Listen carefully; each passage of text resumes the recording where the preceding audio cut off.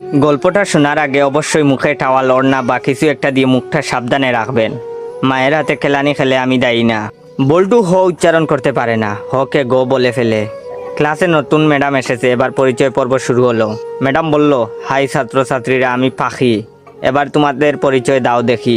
High আমি Montu, high আমি সেন্টু, এভাবে যে যার মতো পরিচয় দিল। এবার বল্টুর পালা।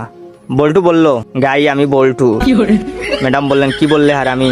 বল্টু বলল, গাই বললাম, আপনি আমাকে গাই বলেছেন, আমিও আপনাকে গাই বললাম। ম্যাডাম বললেন, কি তোর সাহস কি করে হলো আমাকে গাই বলতে?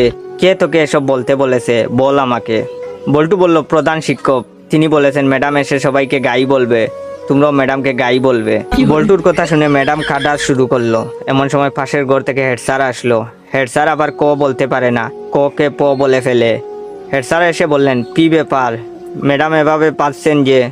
প্রথম দিনেই ম্যাডাম রে এভাবে পাদানো হলো কেন?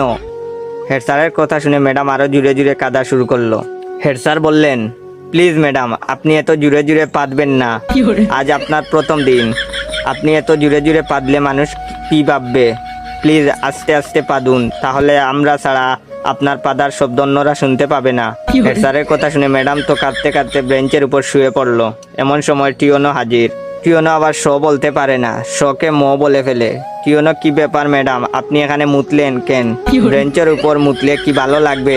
আপনার মুতার দরকার হলে আমাদের বলতে পারতেন, আমরা আপনাকে বিছানা তৈরি করে দিতাম, বিছানায় আপনি আরামে মুততে পারতেন। এমন সময় শিক্ষামন্ত্রী হাজির। শিক্ষামন্ত্রী আবার উপরের সবগুলো সমস্যা বিদ্যমান। শিক্ষামন্ত্রীকে যে যার মতো ঘটনা খুলে বলল। বল্টু বলল, আমি ম্যাডামকে গাই বলেছি। হেড স্যার বললেন, আমি ম্যাডামরে আসতে পারতে বলেছি।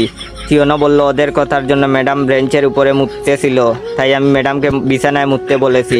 তখন শিক্ষামন্ত্রী বললেন, ও বুঝেছি, গাইটা পাততে পাততে বেঞ্চের উপরে মুতে